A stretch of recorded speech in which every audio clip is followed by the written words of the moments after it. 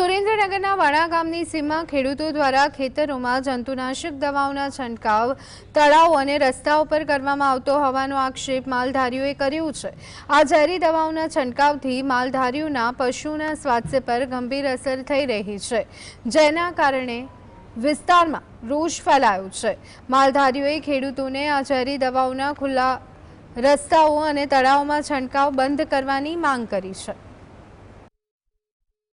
जानता दवाई छांटे से इना ओले ढोराने आम दवाईना कारणे जानता पाणी में दवाई आवे छे मार्गों में ये अमारो प्रश्न શું થાય છે ढोराने बीमारी नहीं तलाव में आवे तो माणसों ने बीमारी लागे जीव जंत पानी पीवे जानवर से ये बीमारी ने लगतु એટલે આ અમારો પ્રશ્ન છે।